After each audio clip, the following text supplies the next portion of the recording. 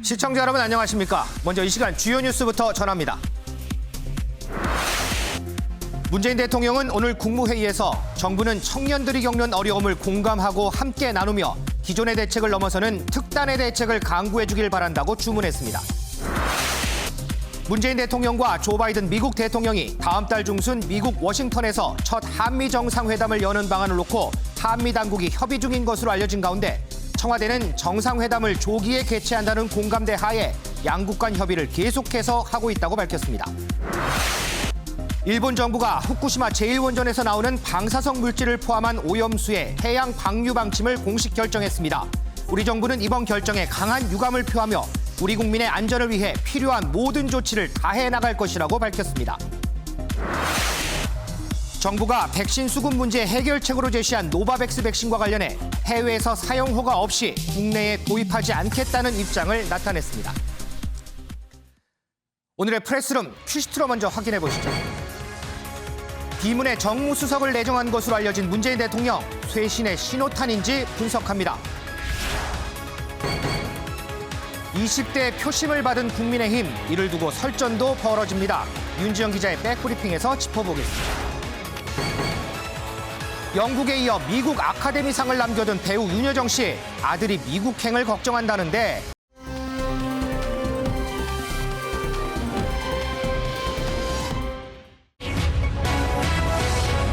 문 대통령 첫 대면한 오세훈. 오세훈 서울시장이 오늘 화상으로 진행된 국무회의에 처음 참석했습니다. 이번 정부 들어서 야당 인사가 이 국무회의에 참석한 게 처음이라서 관심이 컸는데요. 윤지영 기자, 오늘 국무회의 모습 어땠어요? 네, 오세훈 시장이 당선된 뒤에 문재인 대통령과 이야기를 나눈 것 오늘이 처음입니다. 다만 회의가 말씀하신 것처럼 문 대통령이 있는 청와대와 오 시장이 자리한 정부 서울청사를 화상으로 연결을 해서 진행을 하는 회의로 이뤄지면서 이 직접적인 대면은 이뤄지지 않았습니다. 이 자리에서 문재인 대통령은 오세훈 시장에 대해서 이 신임 서울시장이 국무회의에 처음 참석했다, 당선을 축하드리고 또 국무회의에 처음 참석한 것을 환영한다라는 이 축하의 입장을 전하기도 했습니다. 네. 이 앞서서 배재정 청와대 정무비서관이 바로 어제 이 문재인 대통령의 축하 인사와 함께 축하란을 전달을 하기도 했었거든요. 이때 당시 오세훈 시장이 이 국무회의 배석자 중 유일한 야당 소속으로서 역할이 있다고 생각한다. 현장 민심과 야당의 입장을 전달하는 역할을 하는데 미리 양해를 구한다라고 얘기를 해서 오늘 어떤 발언을 할지 관심이 굉장히 모였었는데 오세훈 시장 이 자리에서 코로나19 방역 문제와 부동산 문제를 언급을 했습니다. 이 코로나19 방역과 관련해서는 서울시는 서울형 거리 두기를 추진을 하고 있는데 이 코로나19 방역 관련 장시간 지속된 이 방역 조치로 인해서 자영업자와 소상공인들의 피해가 누적됐다. 이 새로운 아이디어가 필요하다라면서 간이 진단 키트에 대한 사용 허가를 촉구를 했습니다. 그리고 부동산과 관련해서는요, 공시가격의 급격한 상승에 대해서 우려를 표명을 했는데요. 그러면서 공동주택 가격 결정 과정에 지자체가 참여할 수 있도록 제도 개선이 필요하다라면서 협조를 요청하기도 했습니다. 네, 오늘 국무회의 영상이 아직 들어오지 않아서 저희가 보여드릴 수는 없는데 조금 전에 이제 사진으로는 잠깐 나왔죠. 자, 문재인 대통령이 오세훈 시장에게 당선 축하합니다. 자, 어디 계시죠? 인사 말씀 좀 부탁드립니다. 이렇게 먼저 얘기를 배려하는 모습이 나왔습니다. 아직 이 워딩, 그러니까 얘기가 아직 들어오지 않아서 저희가 목소리를 전해드릴 수는 없는데 여기 사진으로 이런 얘기가 나왔습니다. 오세훈 시장에게 먼저 발언권을 주는 문재인 대통령의 모습이었습니다. 윤경호 의원님, 오늘 오세훈 시장이 국무회의에 야당 인사, 이번 정부 들어서 야당 인사로는 처음 참석을 했습니다. 그러면서 조금 전에 이제 윤지영 기자 설명 들으셨다시피 방역 문제라든지 정부 부동산 정책이라든지 정부 정책과는 조금 거리가 있는 듯한 발언을 했어요. 배석자로서 오세훈 서울시장, 앞으로 이 국무회의에서 어떤 역할을 좀 할까요? 예, 뭐 생소한 모습이긴 한데 과거에 박원순 전 시장이 이명박 정부 그리고 박근혜 정부 때 입장이 바뀌어서 네. 야당 시장으로 참석한 전례가 있죠. 네. 박원순 시장은 당시에 발언을 상당히 자주 길게 했다고 해요. 근데 이제 시청자 여러분들도 아셔야 될 게 국무회의라는 것은 의결을 하는 기구거든요. 네네. 그리고 그 국무회의에 안건이 올라가서 의결이 되기 전에 이미 차관회의까지 심중한 토론을 이미 거칩니다. 그러니까 국무회의에서 토론 때문에 의결의 방향이 바뀌거나 안건이 뭐 바뀌고 이런 경우는 없어요. 그런 점에서 야당 시장의 참석은 발언 자체의 의미가 있는 겁니다. 그렇군요. 아마 오세훈 시장도 정부와의 협의가 필요한 대목이잖아요. 지금 딱 집어서 두 가지 얘기했다고 했는데 방역 대책 그리고 부동산 정책 관련해서는 네. 정부가 정책 결정 또는 컨트롤 타워 역할을 해야 되는 두 사안 공통점이지 않습니까? 네네. 이 두 사안에 대해서 서울시장으로서 현장에 목소리를 전달한다 이렇게 말은 했지만 앞으로 이제 세세한 부분에 대해서 의견 충돌이 있을 수는 있겠죠. 그러나 국무회의 장소에서 그 의견 충돌이 서로 뭐 난상 토론이 벌어지고 이렇게 하기는 쉽지 않고요. 또 그렇게 되지도 않습니다. 그래서 앞으로 야당인 오세훈 서울시장과 청와대든 아니면 정부 쪽의 소통 채널이 분명히 만들어질 거고요. 그 소통 채널을 통해서 구체적인 단계의 업무 협의가 있을 거고 네. 그 구체적인 단계의 업무 협의와 별도의 이런 상징적인 메시지는 국무회의에 아마 야당 시장이 참석을 해서 저렇게 발언을 할 모습을 앞으로 상당히 자주 보지 않을까 그런 생각이 듭니다. 앞으로 뭐 오세훈 서울시장 임기는 뭐 1년 3개월이고 이제 내년 3월에 이제 대선이 있으니까 그 기간까지 국무회의가 열리면 계속해서 참석을 하겠죠. 어제도 전해드렸는데요. 이 오세훈 시장의 서울형 거리두기 과연 다음 주 어떤 안이 발표될지가 관심이 큽니다.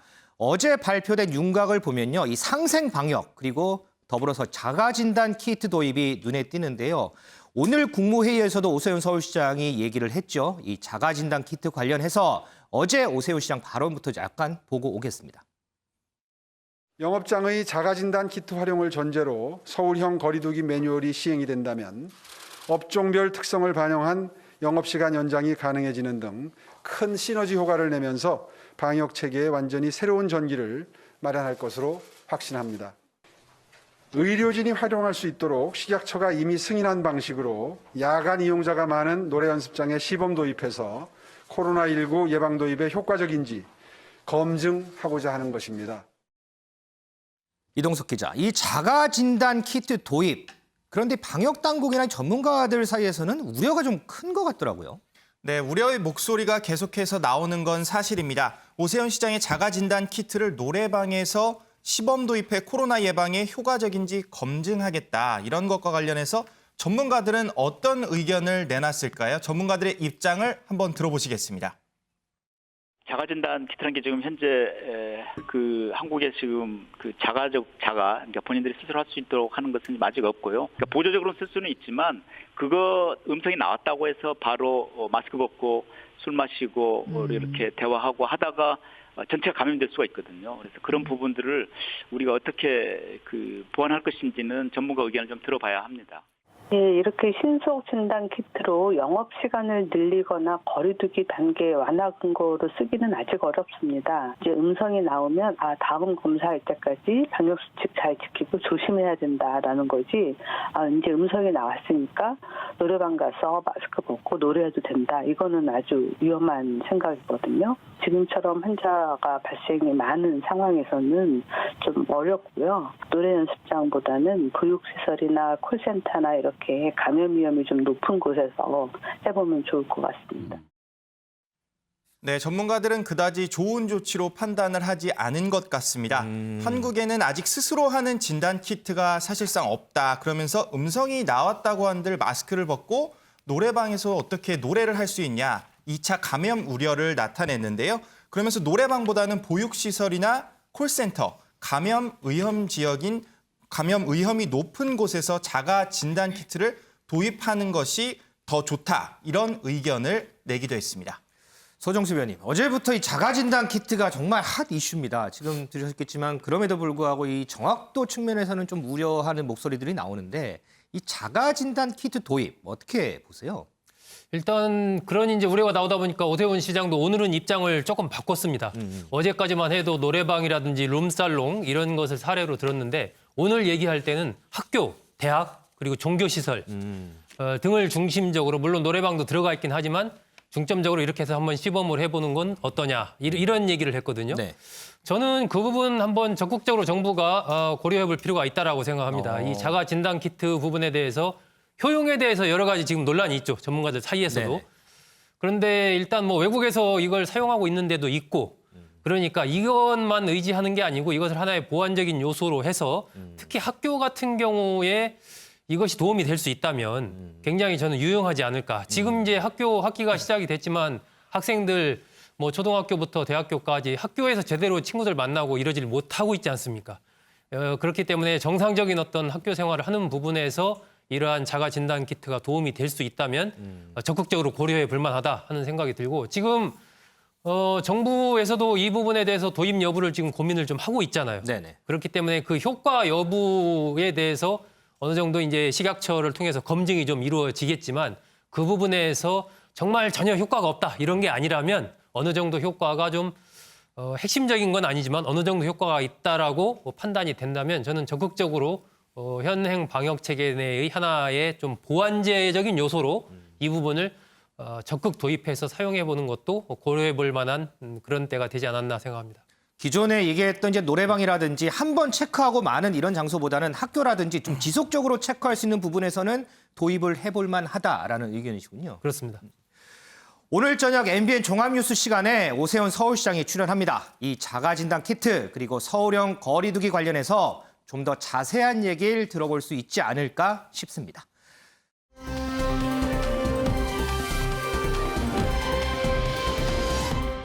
오는 25일 미국 아카데미상 시상식을 앞두고 영화 미나리의 배우 윤여정 씨에 대한 관심이 높아지고 있습니다. 앞서 어제죠. 영국 아카데미 시상식에서 한국 배우 최초로 여우 조연상을 수상했는데 당시에 했던 수상 소감이 계속해서 회자되고 있습니다. 리포트로 먼저 보고 얘기 이어가겠습니다. And the BAFTA is awarded to Ye Jung-yoon for Minari. 자신의 이름이 호명되자 윤여정은 놀라는 모습을 감추지 못했습니다. 한국 배우 최초이자 아시아인으로도 처음인 기록으로 한국 영화의 새 역사가 됐습니다. 수상 소감은 더 놀라웠습니다. Well, hello, Britain. I'm Korean actress Ye Jung-yoon, especially recognized by British people, known as very snobbish people, and they approve me as a good actor. So I'm very, very privileged and happy. 고상한 척하는 영국인이라는 윤여정의 유쾌한 소감은 현지 언론이 이후 따로 질문을 할 정도로 화제였습니다. Can you tell us more about the snobby British people? And Will Thorne from Variety similarly asks, visited Britain a lot of times, and then even I had some kind of fellowship in Cambridge College when I was maybe back in 10 years ago as an actor. And somehow I felt very, very snobbish, but not bad way. 70대 여배우의 솔직하고 재기발랄한 캐릭터가 돋보인 수상 소감이었다는 평가로 영화 감독 에드가 라이트는 전체 시상식 시즌에서 우승했다고 평가했습니다. 영국 아카데미는 영국의 영화 관련 최대 시상식으로 오스카 직전에 열려 미리 보는 오스카로도 불립니다. 15일부터 6일간 진행되는 오스카 최종 투표를 앞두고 투표인단이 겹치는 직전 시상식에서 잇따라 수상하면서 윤여정은 가장 강력한 1강 후보로 떠올랐습니다. 미나리는 원더풀이란다. MBN 뉴스 이상주입니다. 네, 윤여정 씨가 이 영국에 이어서 미국 아카데미상까지 석권할지 관심이 날로 높아지고 있습니다. 김은미 기자. 네. 그런데 이 윤여정 씨 아들이 이 시상식 참석에 대해서 상당히 우려한다면서요? 네, 맞습니다. 윤여정 씨 아들이 둘이 있습니다. 이 두 아들 지금 미국 LA에 거주하고 있는데 윤여정 씨가 이 아카데미 시상식에 참여를 하려면 미국으로 가야 되잖아요. 네. 근데 그러다 보니까 이 아들이 지금 아시아인 그 증오 범죄가 상당히 심각한데 혹시나 엄마가 피해를 입을까 봐 상당히 지금 걱정을 하고 있다고 합니다. 지금 미국의 이제 사회 문제로 대두되는 이 증오범죄에 관련해서 걱정을 하는군요. 네, 맞습니다. 그래서 이 아들이 말하기를 엄마 길거리에서 피해를 당할 수도 있다. 그러니까 엄마는 노인이기 때문에 어떤 일을 당할지 모른다라고 얘기를 했다고 해요. 그러니까 보면은 이 증오 범죄가 주로 약자, 그러니까 여성, 노인을 많이 그 피해자로 삼는데 네. 지금 윤여정 씨는 여성이자 노인입니다. 그러니까 때문에 사실 이 아들이 걱정할 만하죠. 그래서 이 아들은 경호원이라도 좀 대동을 해야 된다라고 얘기를 한다고 하는데, 네, 이 많은 네티즌들은 이런 이 기사에 대해서 이렇게 그 반응을 보이더라고요. 경호원을 대동해서라도 꼭 이 아카데미 시상식에 가야만 한다. 가서 꼭 수상하는 모습을 보고 싶다라고 얘기를 했으니까요. 윤여정 씨, 저희 이 프레스룸 보고 계시면 경호원 대동해서라도 꼭 가셔야 합니다. 증오범죄 따위는 무섭지 않다. 나는 경호원 대동해서라도 아카데미 시상식 꼭 참석하겠다. 그리고 네. 상을 꼭 받겠다. 자, 이 인터뷰를 미국 포브스지와 했습니다. 그런데 이 인터뷰 말미에 윤여정 씨가 반대로 또 아들에 대한 애정을 또 나타냈다면서요? 네, 맞습니다. 이 윤여정 씨 결혼해서 미국에 가서 이제 살게 됩니다. 이 미국에서 이 두 아들을 낳고 살게 되는데 살다 보니까 이제 이혼을 하게 되죠. 그래서 이혼을 하고 아들 둘을 이제 자신이 먹여 살리는 그 가장이 되게 됐는데 이 윤여정 씨의 말에 따르면 그 당시만 해도 이혼이 주홍글씨였다. 그래서 난 텔레비전에 나오거나 뭐 어떤 일자리를 얻을 기회도 없었다라고 얘기를 했습니다. 네. 그래서 뭐 이런 얘기도 종종 하기도 했어요. 내가 미국에서 캐셔를 보기도 했었다라고 얘기를 하기도 했었는데 두 아들을 먹여 살리기 위해서 어떤 역할이라도 맡으려고 노력을 했고 한때 어떤 스타였을 때의 자존심은 모두 다 버리고 신경 쓰지 않았다라고 얘기를 했습니다. 그러니까 가장으로서 아들이랑 같이 살아가기 위해서 닥치는 대로 일을 했다. 그게 지금의 세계적인 스타 그리고 윤여정을 만든 어떤 원동력이 됐다라는 이런 얘기인 건데 이 살아가기 위해서 닥치는 대로 일을 한 그 기저에는 사실 아들에 대한 큰 사랑이 전제되어 있지 않으면 할 수 없는 일이겠죠. 그렇게 사랑으로 키운 아들이 지금 엄마에게 미국에 오면 증오범죄의 표적이 된다고 걱정을 하고 있습니다. 윤지영 기자, 지금 윤여정 씨가 보니까 젊은 층에게도 인기가 상당히 많더라고요. 네. 뭐 윤며들다? 뭐 이런 얘기가 있던데 이건 무슨 뜻이에요? 네, 윤며들다 바로 윤여정에게 스며들다 이걸 줄여서 만든 이 단축어인데요. 네. 이 윤여정 씨의 입담 영국뿐만 아니라 젊은 층도 사로잡고 있습니다. 바로 훈계 대신 공감을 해준다는 측면 때문에 그렇습니다. 이 보통 나이가 많다는 이유로 20대, 30대 젊은이들에게 너희가 인생을 알아라고 조언을 하는 그런 어른들도 굉장히 많은데 그렇죠. 윤여정 씨는 60살이 돼도 인생은 모른다. 나도 처음 살아보는 거니까 라는 얘기를 해서 많은 공감을 이끌어내기도 했고 또 뿐만 아니라 삶이 묻어나는 인생이 묻어나는 이야기로도 공감을 사고 있습니다. 이 세상은 서러움 그 자체고 인생은 불공정, 불공평하다. 그런데 그 서러움은 내가 극복해야 하는 것 같다라는 얘기도 있고요. 또 나는 배고파서 연기를 했는데 남들은 극찬하더라. 그래서 예술은 잔인한 것이라고 얘기를 하기도 했습니다. 또 이번에 미국에서 연기를 도전하게 된 그 이유에 대해서도요. 한국에서는 감독들이 다 선생님 좋은 대로 연기를 하라고 해서 이대로 가면 괴물이 될 것 같았다. 그래서 새로운 도전을 하기로 했다. 이 도전 정신 역시 젊은 층들에게 인기를 끄는 이유로 보입니다. 상당히 어록들이 많군요. 네, 전 그중에서 이 말이 제일 기억에 남는 것 같아요. 나도 지금 이 나이를 살아봐서 이 나이대에서 잘 모른다. 자, 그런데 이 윤여정 씨가 평소 보면 패션 감각도 상당히 뛰어난 것 같아요. 그래서 무슨 모델로도 발탁이 됐다면서요? 네, 맞습니다. 윤여정 씨 굉장히 대표적인 패셔니스타 가운데 한 명인데요. 이 맨투맨 운동화, 뭐 스키니진, 젊은 층들만 입는 것으로 여겨지던 이 아이템들을 자신만의 색깔로 지금 표현을 하고 있습니다. 그래서인지 이 젊은 여성들을 대상으로 하는 쇼핑 어플리케이션 광고를 하게 된 건데요. 지금 보시는 게 그 광고의 티저 영상인데 어제 공개가 됐습니다. 네. 이 영상에서 이렇게 굉장히 나이가 많은 어떻게 보면 여성이 이 광고를 하는 게 이례적인 일인 만큼 윤여정 씨 이렇게 얘기를 합니다. 근데 나한테 이런 역할이 들어왔다. 젊고 예쁜 애들도 많은데 잘못 들어온 거 아니니? 라고 이렇게 쿨한 얘기를 해서 굉장히 인기를 끌기도 했는데 이 그만큼 윤여정 씨가 젊은 여성들에게도 이 롤모델로 자리매김했다. 이것을 이 광고로 보여준다고 볼 수 있을 것 같습니다. 이동석 기자, 그나저나 현지에서는 지금 윤여정 씨의 아카데미 여우조연상 수상 가능성을 얼마나 보고 있어요? 일단 상당히 높게 보는 것으로 파악이 되고 있습니다. 높게 보고 있어요? 네, 조금 전에 이상주 기자의 기사에서 보셨겠지만 미국 오스카 시상식은 영국 아카데미 시상식 이후에 열리는 영화계 최대의 축제잖아요. 네. 네, 아카데미 시상을 했으니 오스카 시상에서도 당연히 시상을 할 수 있다. 이런 게 전문가들의 판단인 것 같습니다. 오스카 시상식에는 정치적인 상황도 빼놓지 않고 등장을 하거든요. 특히 미국에선 현재 아시안 혐오가 잇따르고 있는 상황이라서 이에 따라 아시아인인 윤여정 씨가 받을 수 있다. 이런 미국 언론의 보도도 현재 잇따르고 있는 상황입니다. 할리우드 시상식 예측 전문 사이트죠. 골든더비는 오스카 여우조연상 예측 투표에서 윤여정 씨를 꼽기도 했습니다. 전문가 21명으로부터 선택을 받으며 현재 압도적 지지를 받고 있는데요. 전문가를 비롯한 누리꾼 예측에서도 23.59%를 얻으면서 현재 선두를 유지하고 있는 상황입니다. 윤 의원님, 지난해에 이 작품상 받았던 봉준호 감독이 올해 아카데미 시상식의 시상자로 나선다고 해요. 지난해 이 기생충, 올해 윤여정 씨 경사를 이어가야 되겠죠? 아이고 뭐 기대를 크게 합니다. 그리고 지금 뭐 예측 사이트 뭐 이런 데서 저렇게 나온다는 거 보면 가능성이 있어 보이죠. 그런데 한 가지 조심스러운 건 봉준호 감독이 작년에 상을 받을 때 그 전에 몇 차례 후보로 올라갔잖아요. 네네. 그때마다 떨어졌을 때 봉준호 감독이 약간 비판적인 얘기로 아카데미 이거 미국 니네 로컬 영화제 아니냐 이렇게 비판을 한 적이 있어요. 네네. 헐리우드가 이 인종 차별까지는 아닙니다만 사실 외국계에 그렇게 포용적이지는 않았죠. 지금까지는 그랬죠. 예.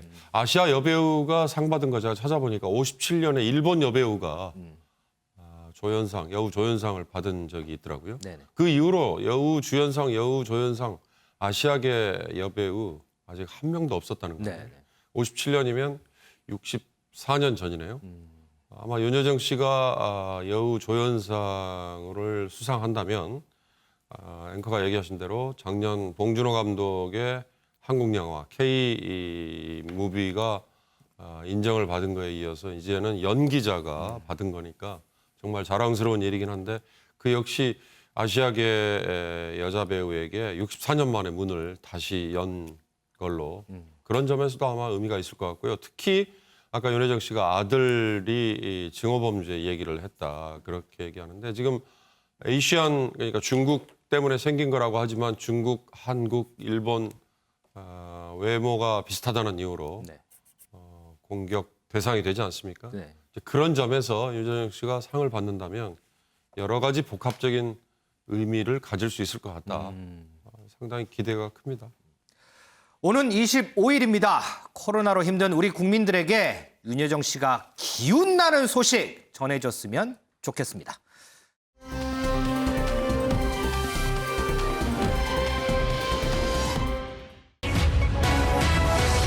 윤석열 지지율 또 1위, 노동 전문가와 대권 수업.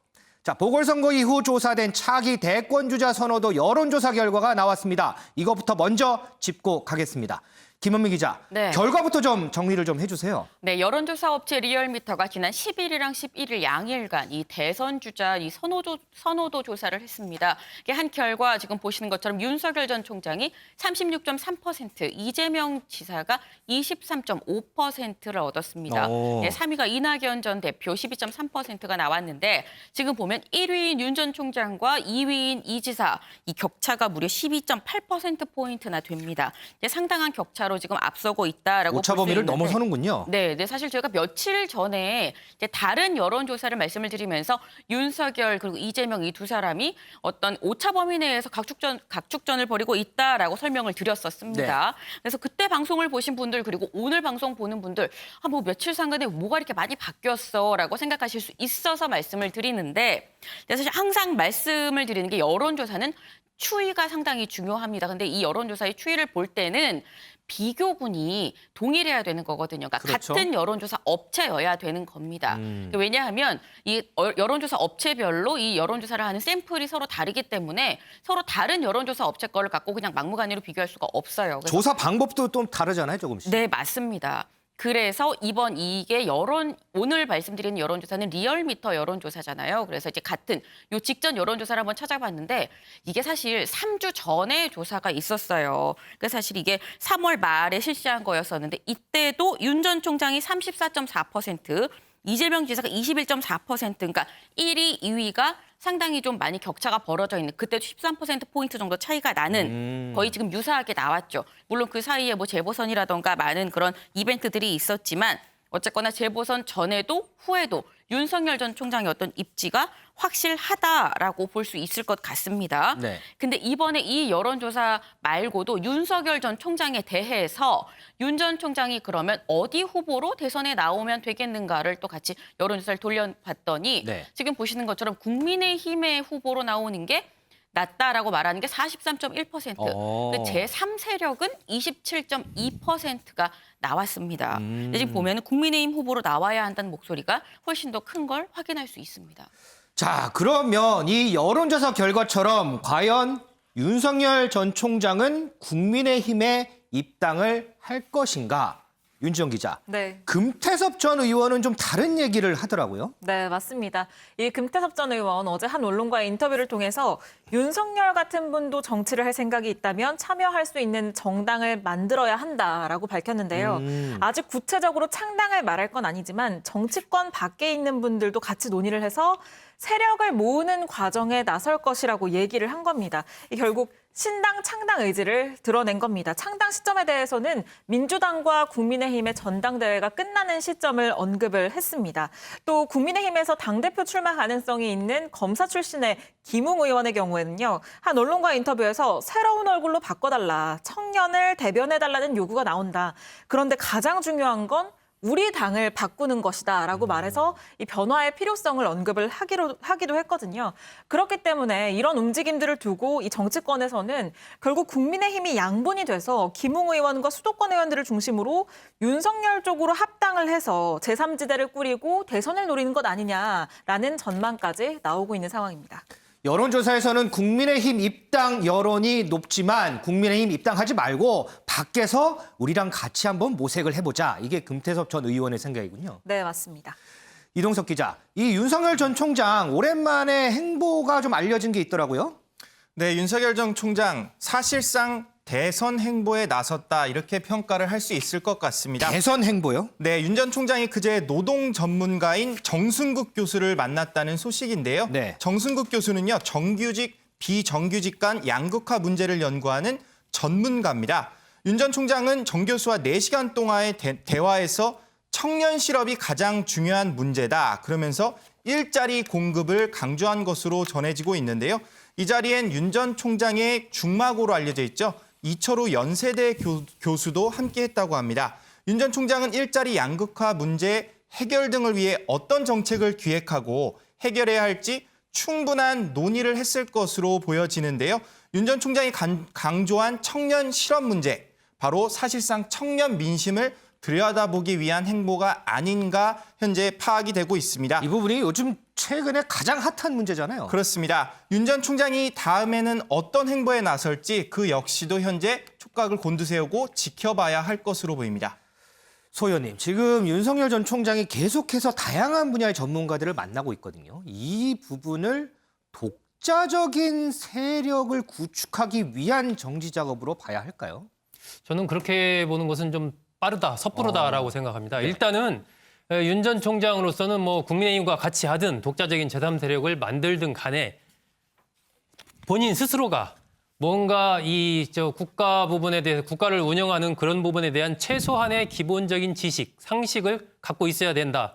그래야 직접 현장에서 뭐 기자들과 일문일답을 하든 어떤 토론회를 하든 간에 어떤 현안이 나와도 대략 거기에 대한 내 생각은 이렇다라고 이야기를 할 수 있어야 되지 않습니까? 근데 지금 이제 윤 전 총장은 검찰에만 20년 이상 검사로서 변호사 중간에 잠깐 하긴 했지만 거의 검사로서만 다 지냈단 말이에요. 그러니까 검사로 하면서도 물론 여러 가지 이제 사회 현안 부분에 대해서 접하긴 했지만 이 대통령 선거라는 이 큰 이 선거운동을 뛰는 이런 부분이랑 비교가 되지 않거든요. 네. 그렇기 때문에 첫 번째 당신이 이 윤석열 전 총장이 대중 앞에 섰을 때 그때의 모습이 굉장히 중요하다고 생각을 하는 겁니다. 그러니까 과거에 뭐 반기문 전 총장이 처음 대중 앞에 딱 노출됐을 때의 모습이라는 것이 공항철도 이 표를 잘 못 넣는 뭐 이런 모습으로 노출이 됐잖아요. 네네. 이런 게 돼서는 안 된다라고 생각을 하는 것 같아요. 그러려면은 각 분야의 전문가들을 통해서 쭉 그런 사전 이른바 예열 작업, 예습을 하는 거죠. 예습을 뭐 이른바 이제 번개치기 공부라고 해야 되겠죠. 그렇게라도 해서 어느 정도 노동 현안이면은 노동 현안의 핵심적인 문제는 이거고 거기에 대한 내 생각은 이러이러하다라고 어느 정도라도 이렇게 좀 생각이 정리가 돼 있어야 어떤 이 난국을 헤쳐나갈 수 있지 않나 하는 그런 생각을 하는 것 같고 그 뒤에 이제 국민의힘과 같이 할 건가 제3세력을 구축할 건가 이런 선택의 문제가 있을 텐데 저는 궁극적으로 이 제3세력으로 해서 대선에 도전하기는 거의 불가능에 가까울 것이다. 불가능에 가깝다고 예, 보세요? 그렇게 생각합니다. 일단 장외에 좀 머물더라도 결론적으로는 어떤 국민의힘이라는 세력이 중심이 된 이 야권, 이 통합 이런 쪽으로 갈 수밖에 없지 않나 생각을 하고요. 금태섭 전 의원 같은 경우도 지금 독자적으로 외부에 그런 세력화를 도모를 하고 있지만 저 움직임이 과연 대선 끝날 때까지 갈 것인가 저는 그렇게 보지는 않고 일단 저런 움직임들을 통해서 외부에서 이렇게 모아가면서 결국은 하나로 모아지는 그런 형태 이번 서울시장과 같은 유사한 형태로 내년 대선도 치러질 가능성이 상당히 크다라고 생각을 합니다. 그런 측면에서 이제 윤석열 전 총장이 어느 정도 이제 예습을 끝내고 나면 선택을 해야 될 텐데 그 기간이 국민의힘의 대선 후보 경선이 시작되는 시점과 거의 맞물릴 가능성이 큽니다. 그렇게 치면은 6월이나 7월 정도 아무리 늦어도 7월 전에는 윤 전 총장으로서는 어떤 선택을 분명히 하고 국민에게 자신의 입장을 밝히는 그런 시간이 오지 않을까. 어쩌면 조금 더 빠를 수도 있을 것 같고 제 생각은 그렇습니다. 독자 세력을 구축을 하던 국민의힘으로 입당을 하던 어쨌든 그 여부와 관계없이 지금은 예습을 하는 그런 과정이다. 이렇게 보시는군요.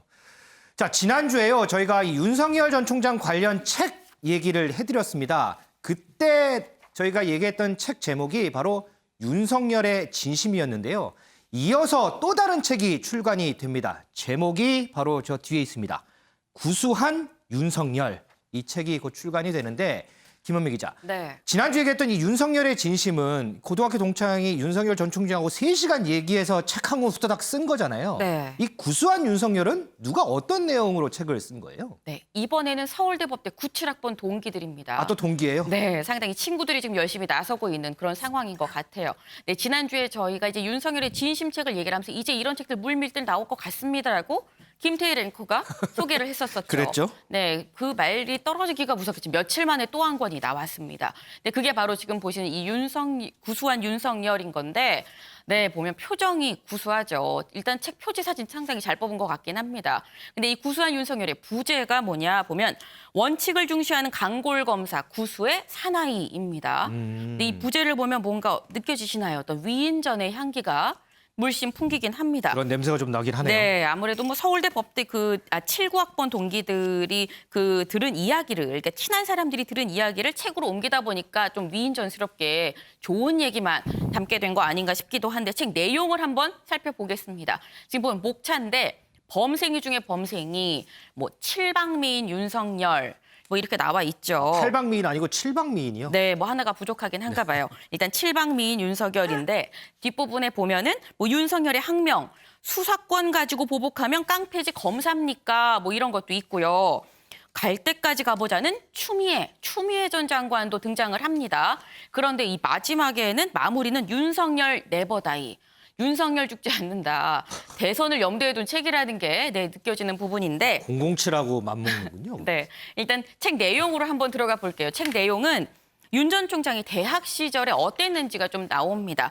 대학 시절에 친구들이랑 어울려서 술 마시는 걸 참 좋아했었고 고고장 미팅을 주선을 했다고 해요. 이제 고고장 뭐 웬만큼 자주 가지 않아서는 주선하는 이런 경지에 이를 수가 없죠. 네, 고고장 미팅도 주선을 하고 YMCA에 맞춰서 춤을 추는 평범한 대학 시절이라고 돼 있는데 상당히 좀 잘 놀았던 것으로 보입니다.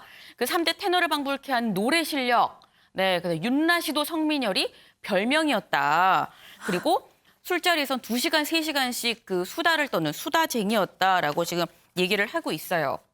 그리고 뭐 요리하는 것도 좋아하고 사실 2차 시험을 사흘 앞두고도 결혼하는 친구의 어떤 함진합의를 하기 위해서 지방까지 내려가는 의리 있는 사나이로 이 책에는 묘사가 돼 있습니다. 그 책에 예전 사진들이 좀 꽤 있는데 이 사진들에 모두 이제 윤 전 총장이 좀 뒤에 이제 구석에 있기 때문에 이런 걸 이제 얘기를 하면서 이 책 안에서는 나서기 싫어하고 공은 다른 사람한테 돌리는 어떤 윤 전 총장의 그런 모습이 보인다라고 상당히 좀 위인전스러운 이런 내용이 들어 있습니다. YMCA 노래에 맞춰서 춤을 추던 시절이면 97학번이 아니고 79학번이겠죠. 네, 네. 그런데 이 책에 조국 전 장관 수사 관련해서 언급이 있다면서요? 네, 사실 지금의 이 문재인 정부에서 상당히 대척점에 서 있는 인물이 윤석열 전 총장인데 윤 전 총장이 이런 대척점에 서게 된 그 계기가 조국 전 장관을 임명하는 데 반대한 거 그리고 조국 전 장관 그 수사에 착수를 한 것 그 시점부터라고 볼 수 있을 텐데 이 수사에 대해서 윤 전 총장이 이 친구들한테 말을 한 건 이건 문 대통령을 구하기 위해서 했었던 수사다라고 얘기를 했다고 합니다. 네. 사실 정치권에서는 이 조국 전 장관 같은 사람이 문 대통령 곁에 있으면 안 된다라고 윤 전 총장이 생각을 했기 때문에 그래서 적극적으로 이 조 전 장관을 장관 임명하는데 반대했었던 거다라고 윤 전 총장이 하더라라는 이른바 뭐 카더라라는 얘기가 돌았었는데 이게 실제로 윤 전 총장의 입을 통해서 이게 전해졌고 친구가 이 책에 실으면서 이제 공개가 공식적으로 됐다고 좀 볼 수 있을 것 같습니다. 그래서 이 친구들한테 윤 전 총장이 한 건 나는 정권을 치려고 한 게 아니라 오히려 정권을 안정화시키는 게 검찰총장의 어떤 역할이라고 생각을 했다라고 얘기를 했습니다. 윤 의원님, 지금 윤석열 전 총장 관련해서 책이 쭉 출간이 되는데 윤석열 전 총장이 내 뜻과는 무관하다 이렇게 선을 그었다고 해요. 이 선거 국면이면 본인 뜻과 관련 없는 이런 책들이 많이 출간이 되나요? 과거에 저는 반기문 전 총장 때와 너무나 유사하다. 그러니까 공급자도 마찬가지고 또 이 책들을 사보는 수요자들도 마찬가지다. 네. 이런 또 붐이 금세 식어버린다는 게 또 마찬가지일 것 같다. 아까 앵커가 이전에 나온 책이 제목이 진심인가요? 윤석열의 진심. 윤석열의 진심. 그거 기왕 책을 만들 거였으면 그동안에 틈틈이 윤석열 전 총장과 오랜 기간 대화를 나누고 그걸 압축해서 내놨다. 이렇게 했으면 더 좋았을 텐데 3시간 만나고 책 내놨다 이랬잖아요. 네. 거기서 이제 신뢰가 좀 떨어져 버렸고요. 이번에 나온 책은 불과 170쪽이라고 그래요. 그러니까 이런 식으로 급조를 해서 내놓고 또 책의 내용들은 인간 윤석열 그 사람이 무슨 생각을 하는지 그리고 이 사람이 지금 평가를 받는 이유는 향후 5년간 대선 후보로서 1위라는 것 때문이지 않습니까? 네. 그렇다면 이 대한민국이라는 나라를 어떻게 앞으로 끌고 갈 것 같은지에 대한 조금이라도 단초를 보여주는 비전이나 철학이 읽혀야 되는데 과거에 윤석열이 어떻게 살았다 뭐 대학 다닐 때 무슨 고고장 미팅 뭐 주선했다 이런 얘기 그거 알아서 뭐 하죠 국민들이? 그런 점에서 이 급조되는 책 이거 자칫 잘못 내면 오히려 역효과다. 지금 윤석열 전 총장은 정치의 뜻이 있다면 대선에 출마할 생각이 있다면 아까 우리 소 의원께서 얘기하신 것처럼 공부를 해야 됩니다. 학습을 해야 됩니다. 물론 벼락치기 공부해가지고 일순간에 되지 않지요. 그러나 딱 하나만 말실수를 하거나 아니면 한 군데서만 무지가 저 정도야? 저렇게 무식해라고 얘기가 드러나 버리면 저 정도 지식은 없어 뭐 이런 얘기 그러면 한순간에 갑니다. 제가 한 사례만 말씀드리겠습니다. 미국 대선 한참 시작할 때 민주당 내에 지금은 부통령이 됐습니다. 카멜라 해리스 네. 변호사입니다. 캘리포니아주 법무장관을 지냈습니다. 네. 그리고 캘리포니아주 상원의원까지 갔습니다.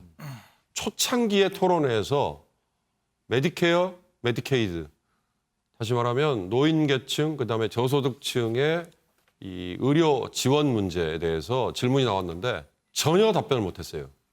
그 하나 가지고 카멜라 해리스는 미안하지만 상당수의 지성인들로부터 외면을 받았거든요. 그러나 러닝메이트로서 다시 발탁이 되긴 했습니다만 지도자란 그렇게 한 분야라도 본인이 혹시 놓치는 게 있다라고 대중들에게 각인되면 그로 인해서 생기는 실망감 굉장히 크거든요. 그러니까 지금 윤석열 총장은 이렇게 이미지를 붐업시키는 거 물론 필요하죠. 그러나 이거보다는 본인이 내공을 쌓고 본인이 공부하는 거, 학습하는 거 이게 더 필요할 겁니다. 만약에 정치를 한다면. 아무튼 요즘 출간되는 책에 대해서 윤석열 총장은 내 뜻과는 무관하다 이렇게 선을 긋고 있습니다. 이동석 기자, 이 여권의 대권 주자들 이 움직임은 좀 어때요?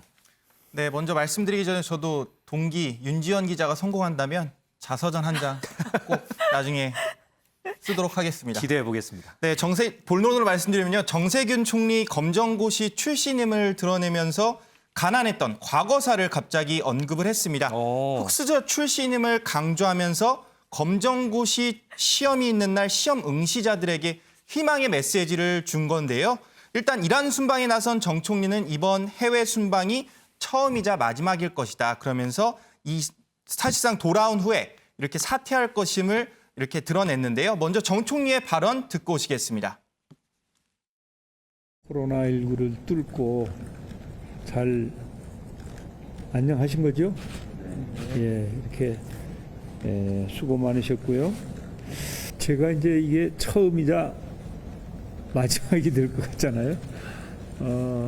그래도 뭐 하여튼 순방을 한 번도 하지 않은 총리로 이렇게 기록을 세울까 했었는데 순방을 여러분과 함께 하게 되었습니다. 네, 또 다른 대권 주자이죠. 이재명 경기지사는 당대표 출마 선언을 한 우원식 홍영표 의원과 면담을 이어가면서 존재감을 드러내기도 했습니다. 왕조 시대에도 왕이 국민을 두려워했다면서 주변 국가에선 주권 국가에선 국민들을 두려워해야 한다. 이렇게 강조하기도 했습니다. 이 여권도 야권도 차기 대권을 향한 주자들의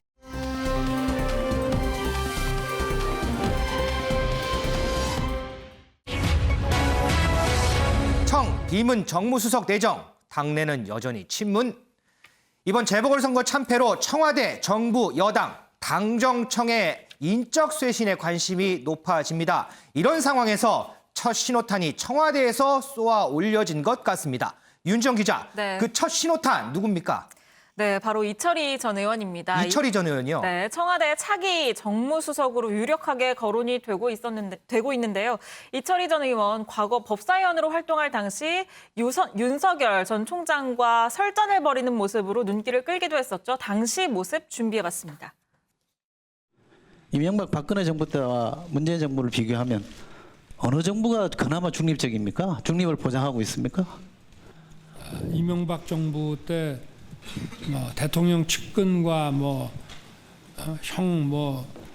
이런 분들을 구속을 할 때 별 관여가 없었던 것으로 상당히 쿨하게 처리했던 기억이 나고요. 자, 총장 좋습니다. 때는 다 아시는 거고. 자, 그러면 대선 관련 수사한다고 총장 날리고 우리 여기 수사하시던 분 다 좌천시키고 한 정부가 중립성을 보장했습니까? 임명장 주실 때 대통령이 살아있는 권력도 수사하라고 한 정부가 중립성을 지키는 겁니까? 그 정부 때 그렇게 하신 분들이 지금 저는 중립성, 독립성 얘기하면 속아 웃을 일입니다. 고양이가 하품할 일입니다. 네, 이철희 전 의원을 인적 쇄신 신호탄이라고 부르는 것. 그 이유가 지금 이 모습 때문은 아니고요. 이철희 전 의원이 대표적인 비문 인사이기 때문입니다. 의원 시절에 조국 전 장관을 향해서도 이 쓴소리를 아끼지 않는 모습을 보였는데요. 이 영상 역시 준비해봤습니다. 조국 국면이 시작되고 국감이 시작되면서 그 생각이 좀 분명해졌어요. 이런 정치에서 내가 할 수 있는 게 별로 없다. 국정농단 사건 때는 어떤 정당이 난리를 치고 또 어떤 정당이 박수를 치고 우리 조국 장관 수사 때는 또 어떤 정당이 박수치고 어떤 정당이 난리치고 창피합니다. 이제 조국팔이 좀 그만하고요. 내로남불 하지 말라고 하면 그쪽도 안 해야죠. 똑같이 안 해야 되는 거 아닙니까? 할로 민불입니까? 참다 너무하십니다 정말. 조국팔이 좀 그만하자고요. 사퇴했잖아요. 나라가 어렵다면서요. 뭡니까 이게? 네, 이철희 전 의원 지난 2016년에 문재인 대통령이 당대표 시절이던 시절에 직접 영입을 했던 인사였습니다. 이 지난 총선에서는 불출마를 했는데 그 불출마를 한 얘기로 이 조국 사태를 꼽았는데요. 조국 얘기로 하루를 시작하고 조국 얘기로 하루를 마감하는 국면이 67일 만에 끝났다. 부끄럽고 창피하다. 이런 정치는 공동체 해악이다라면서 이 불출마를 선언을 했었습니다. 이 현재 최재성 정무수석은 선거 패배의 책임을 지고 물러나겠다는 뜻을 전달을 했는데 이 최재성 수석의 후임으로 이철희 전 의원이 유력하게 거론이 되고 있습니다. 이 실제로 이철희 전 의원이 청와대에 만약에 들어가게 된다면 지금 현재 위기 상황을 타개할 수 있는 인사가 될지 그 부분이 관심이 모이고 있습니다. 창피하다면서 국회의원을 못하겠다고 얘기했던 이철희 전 의원, 정무수석으로서 어떤 역할을 할지 관심을 끌고 있습니다. 이 인적 쇄신 관련해서는 기자들 설명 쭉 듣고 논평을 좀 듣도록 하겠습니다. 자, 이 지도부가 총사퇴한 민주당도 지금 인적 쇄신을 하는데요. 바로 오는 금요일 원내대표 선거를 시작으로 이 쇄신의 첫 발을 딛습니다.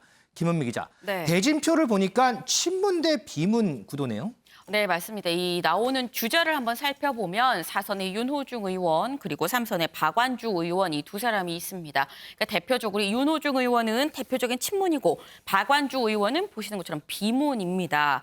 근데 민주당의 주류를 우리가 친문이라고 얘기를 하는데 이 주류라고 얘기를 하는 이유가 친문이 주요 보직을 꿰차고 있는 것도 있고 또 새 자체가 크기 때문에 또 주류라고 불리는 것도 있습니다. 근데 지금처럼 친문 대 비문으로 나오게 되면 친문이 되면 안 된다라는 어떤 특별한 의식적인 움직임이 없는 이상 친문이 당선될 가능성이 상당히 높은 게 사실입니다. 근데 이 원내대표 말고 그럼 당대표 선거는 어떠냐를 한번 볼 때 당대표를 뽑는 이 전당대회도 지금 출마자를 보면 5선의 송영길 의원 그리고 4선의 우원식, 홍영표 의원이 나옵니다. 네. 근데 보면은 이 홍영표 의원이 친문의 핵심이에요. 거의 뭐 홍영표 의원 친문이 아니라 찐문이다라고 얘기를 할 정도인데 이 홍영표 의원을 제외하고 송영길, 우원식 의원은 모두 비문이거든요. 그러니까 비문둘의 친문 하나 이러면 결국 또 다시 친문인 이 한 명한테 표가 몰리는 거 아니냐라고 볼 수 있는 상황이긴 합니다.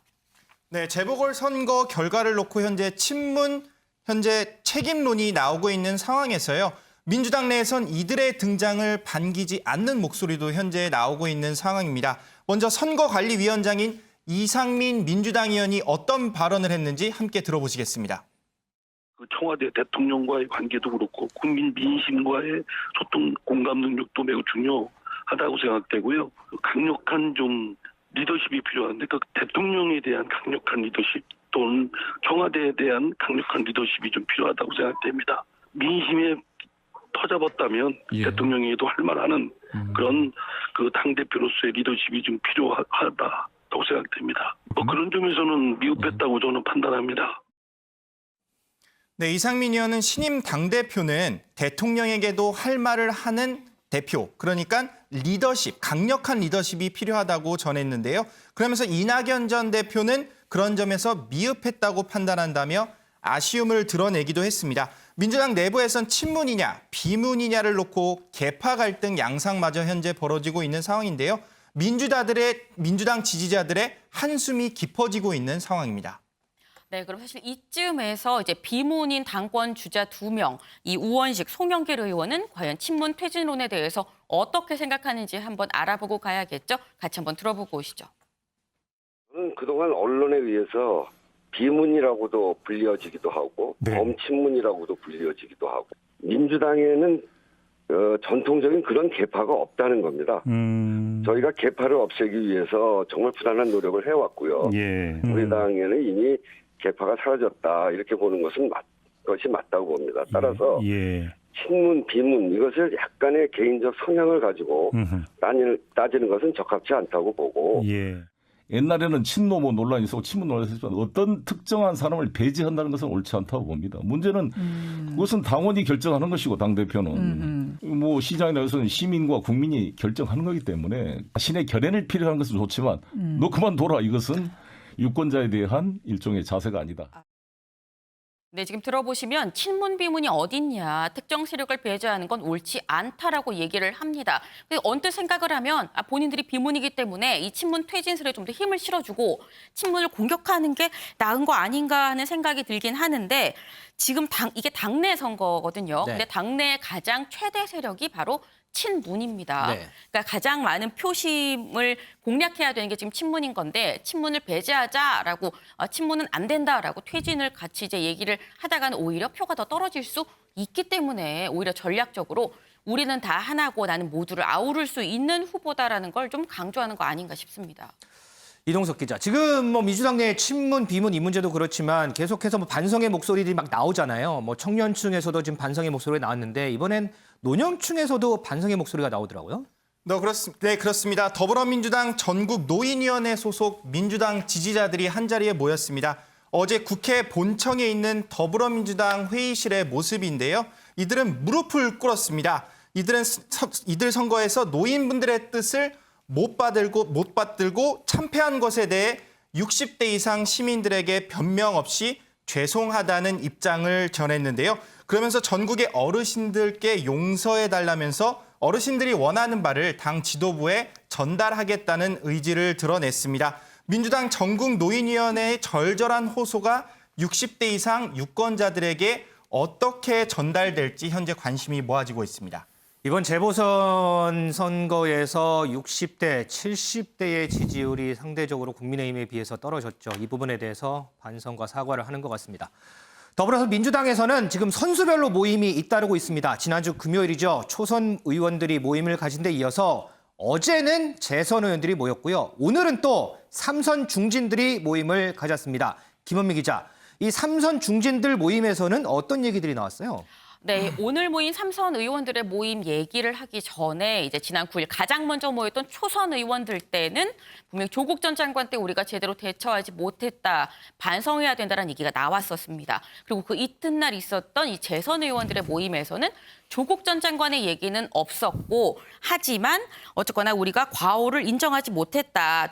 어떻게 보면 좀 두루뭉술하다고 생각을 할 수가 있는데 깊이 반성하고 성찰하자라는 입장을 냈었거든요. 그리고 오늘 삼선이 만났습니다. 만나서 무슨 얘기를 한 건지 같이 들어보고 오시죠.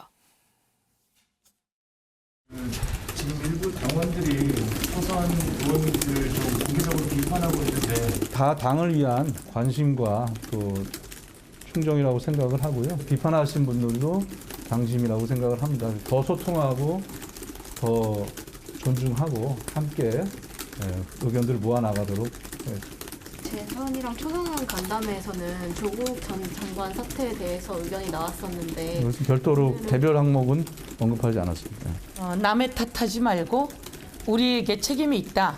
그리고 우리가 국민과 민생 현장에서 더욱더 소통해야 한다. 청와대에 우리가 좀 더 어떤 식으로 목소리를 내야 되겠다 이런 얘기를 하셨네요. 당이 이번 선거를 통해서 민심을 더 가까이서 봤기 때문에 거기서 확인된 내용들을 전달하고 앞으로 이제 주도적인 역할이 필요하다. 여기에는 의견을 모았습니다. 네, 지금 들어보시면 삼선 의원 모임도 어제 했었던 이 재선 의원 모임 때랑 의견이 뭐 별반 다른 것 같지는 않습니다. 일단 조국 전 장관에 대한 얘기는 나오지 않았다. 그리고 남 탓하지 말고 우리가 더 노력해야 된다. 우리가 더 반성해야 된다라고 얘기를 했는데 말씀드렸지만 약간 두루뭉술하긴 합니다. 그러니까 어제도 오늘도 그래서 구체적으로 어떻게 반성을 하겠다는 건지에 대해선 얘기가 딱히 없었습니다. 자, 간단하게 한 가지만 정리 좀 하고 가겠습니다. 소 의원님. 지금 뭐 청와대 민주당 상황 쭉 들었는데 그중에서도 특히 비문의 이철희 전 의원이 정무수석에 내전된 상황, 이 부분을 쇄신, 특히나 인적 쇄신의 신호탄이라고 볼 수가 있을까요? 이번 4.7 재보궐선거에서 여권의 패배는 일단 부동산값 상승으로 상징되는 정책 방향에 대한 평가, 그리고 내로남불로 표현되는 정치의 그 행태에 대한 평가, 그리고 LH 사태로 이야기할 수 있는 이 공정의 가치의 훼손, 이런 것들이 종합적으로 버무려져 가지고 그야말로 폭발을 한 거거든요. 그 패배의 내용 자체가 여권으로서는 굉장히 안 좋습니다. 단순히 패배했다는 걸 넘어서서 그 속살을 들여다보면 내용 자체가 여권으로서는 진짜 엄청난 해이를 하나 몰아친 거거든요. 그렇기 때문에 기존의 어떤 흐름에서 다른 변화를 줄 수밖에 없는 것이 현실입니다. 그 속에서 이철희 전 의원이 정무수석으로 내정된 부분은 그 하나의 단초다라고 저는 생각을 하고, 그런데 이철희 전 의원이 지금 그냥 혼자 정무적으로 딱 들어간다고 해서 어떤 변화가 있을 것인가? 그렇지는 않거든요. 네. 그렇다면 아마 이철희 전 의원도 그런 요구를 할 겁니다. 내가 일할 수 있는 환경을 만들어 달라. 그러니까 시스템을 만들어 달라. 그런 부분에 대해서 이야기를 할 거고, 그리고 그런 부분들이 이제 만들어졌을 때 또 그에 맞는 권한을 달라. 자칫하면 이게 과거에 신현수 전 민정수석처럼 그렇죠. 그냥 왔다가 뜻 안 맞아서 일도 못하고 모양만 이상해지는 그런 상황이 될 수 있거든요. 그런 선례가 있었군요. 예, 그렇습니다. 그런 부분을 아마 잘 주장을 요구를 할 것으로 보이고, 그럼에도 역시 가장 중요한 것은 문재인 대통령이 이번 4.7 재보궐선거를 어떻게 평가하는가. 이게 제일 중요합니다. 정말로 문 대통령이 지금까지 내가 해왔던 이런 부분에서 좀 큰 틀의 궤도 수정이 불가피하구나. 궤도 수정을 해야 되겠구나. 정말로 이렇게 생각한다면 그에 맞춰서 여러 가지 변화가 일어날 텐데, 그렇지 않고 어쨌든 이러한 상황에서 기존의 흐름을 가져가면서 사람만 조금 너무 친문 색채가 강하지 않은 사람으로 이렇게 좀 청와대나 내각 이렇게 바꾸는 쪽으로 갔을 때 그러면 이게 미봉책이거든요. 그러면은 기존의 문제들이 그대로 남으면서 내년 대선까지 그런 문제가 심화되면서 대선 치르기가 더 힘들어지죠. 그렇기 때문에 문재인 대통령이 이번 상황을 굉장히 엄중하게 보고 그에 맞는 정말 상당한 폭의 변화를 주지 않고서는 현재의 이 난국을 헤쳐나가기가 굉장히 힘든 상황이다. 이런 말씀 드리고 싶습니다. 자, 국민의힘 상황도 좀 보겠습니다. 이번 재보선에서 20대의 선택을 받은 국민의힘, 이 20대를 두고 여러 얘기가 계속해서 나오고 있습니다. 윤지영 기자의 백브리핑에서 이 부분 정리해 보겠습니다.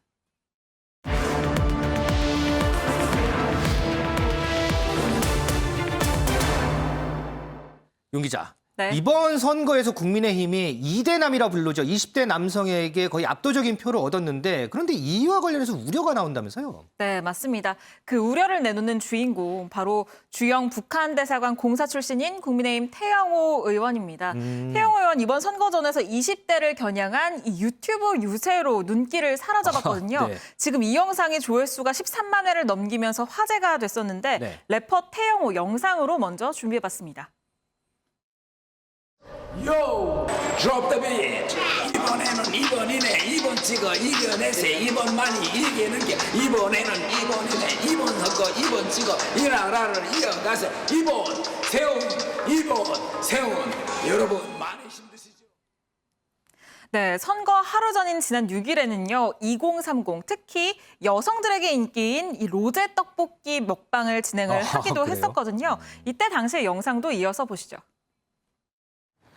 여러분 이만큼에 이거 윤영희님은 제가 뭘부터 먹으면 좋겠어요. 윤영희님, 김수님 반갑습니다.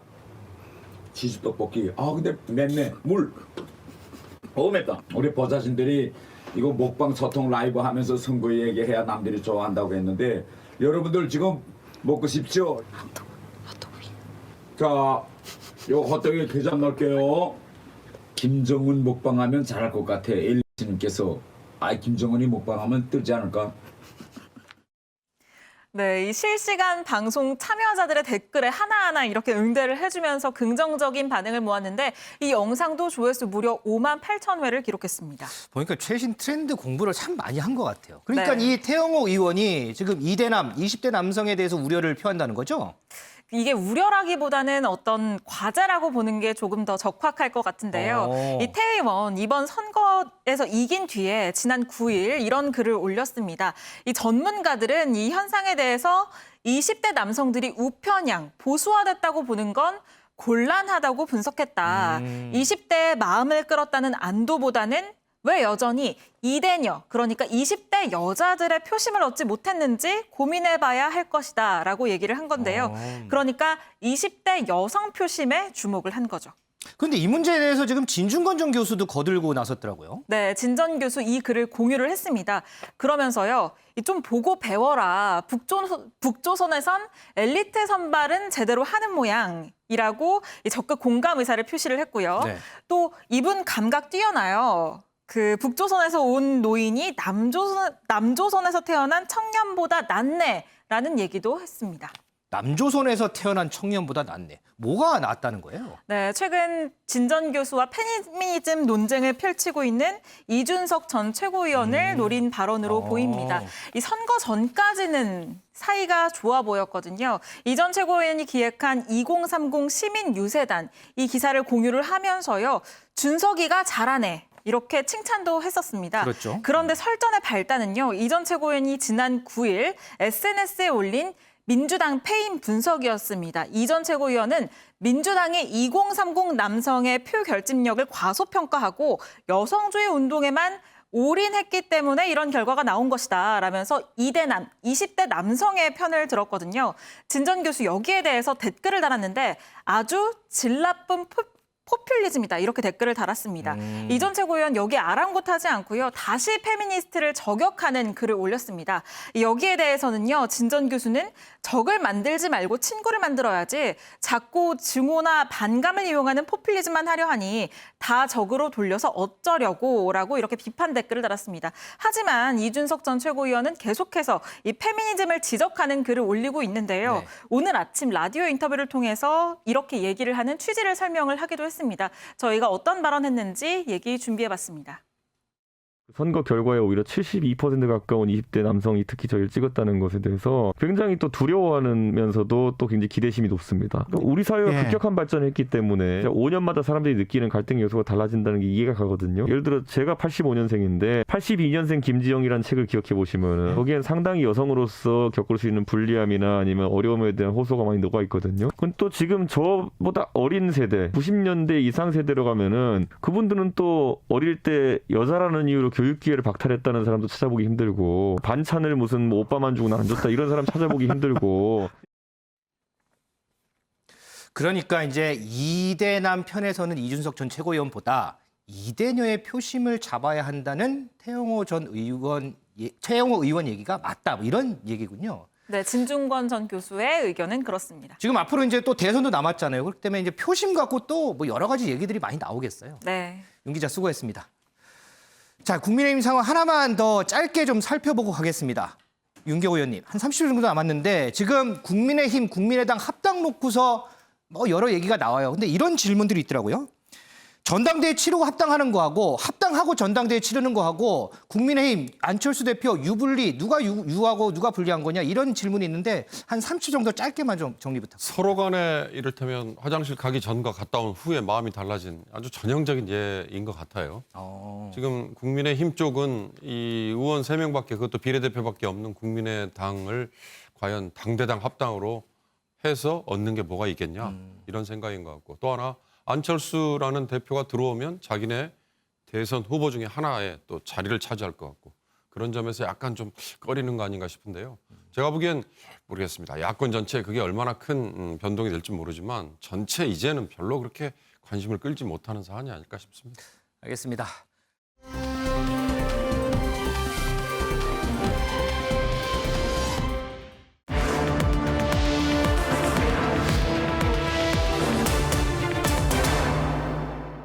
윤 기자, 네. 이번 선거에서 국민의힘이 2대남이라 부르죠. 20대 남성에게 거의 압도적인 표를 얻었는데 그런데 이와 관련해서 우려가 나온다면서요? 네, 맞습니다. 그 우려를 내놓는 주인공 바로 주영 북한 대사관 공사 출신인 국민의힘 태영호 의원입니다. 태영호 의원 이번 선거전에서 20대를 겨냥한 이 유튜브 유세로 눈길을 사로잡았거든요. 네. 지금 이 영상이 조회수가 13만 회를 넘기면서 화제가 됐었는데 네. 래퍼 태영호 영상으로 먼저 준비해봤습니다. Yo, drop the beat. 이번에는 2번이네. 2번 찍어 이겨내세. 2번 많이 이기는 게 이번에는 2번이네. 2번 섞어 2번 찍어 이 나라를 이어가세. 2번 세운 2번 세운 여러분 많이 힘드시죠? 네, 선거 하루 전인 지난 6일에는요. 2030 특히 여성들에게 인기인 이 로제 떡볶이 먹방을 진행을 하기도 그래요? 했었거든요. 이때 당시의 영상도 이어서 보시죠. 여러분 이만큼에 이거 윤영희님은 제가 뭘부터 먹으면 좋겠어요. 윤영희님, 김수님 반갑습니다. 치즈 떡볶이. 근데 맵네. 물. 맵다. 우리 보좌진들이 이거 먹방 소통 라이브 하면서 선거 얘기해야 남들이 좋아한다고 했는데 여러분들 지금 먹고 싶죠? 자, 요 헛떡이 게장 넣을게요. 김정은 먹방하면 잘할 것 같아. 엘리씨님께서 김정은이 먹방하면 뜨지 않을까? 네, 이 실시간 방송 참여자들의 댓글에 하나하나 이렇게 응대를 해주면서 긍정적인 반응을 모았는데 이 영상도 조회수 무려 5만 8천 회를 기록했습니다. 보니까 최신 트렌드 공부를 참 많이 한 것 같아요. 그러니까 네. 이 태영호 의원이 지금 20대 남성에 대해서 우려를 표한다는 거죠? 이게 우려라기보다는 어떤 과제라고 보는 게 조금 더 적확할 것 같은데요. 이 태 의원 이번 선거에서 이긴 뒤에 지난 9일 이런 글을 올렸습니다. 이 전문가들은 이 현상에 대해서 20대 남성들이 우편향, 보수화됐다고 보는 건 곤란하다고 분석했다. 20대의 마음을 끌었다는 안도보다는 왜 여전히 이대녀, 그러니까 20대 여자들의 표심을 얻지 못했는지 고민해봐야 할 것이다 라고 얘기를 한 건데요. 그러니까 20대 여성 표심에 주목을 한 거죠. 그런데 이 문제에 대해서 지금 진중권 전 교수도 거들고 나섰더라고요. 네, 진 전 교수 이 글을 공유를 했습니다. 그러면서요, 좀 보고 배워라. 북조선에선 엘리트 선발은 제대로 하는 모양이라고 적극 공감 의사를 표시를 했고요. 네. 또 이분 감각 뛰어나요. 그 북조선에서 온 노인이 남조선에서 태어난 청년보다 낫네라는 얘기도 했습니다. 남조선에서 태어난 청년보다 낫네. 뭐가 낫다는 거예요? 네, 최근 진 전 교수와 페미니즘 논쟁을 펼치고 있는 이준석 전 최고위원을 노린 발언으로 보입니다. 이 선거 전까지는 사이가 좋아 보였거든요. 이 전 최고위원이 기획한 2030 시민 유세단 이 기사를 공유를 하면서요.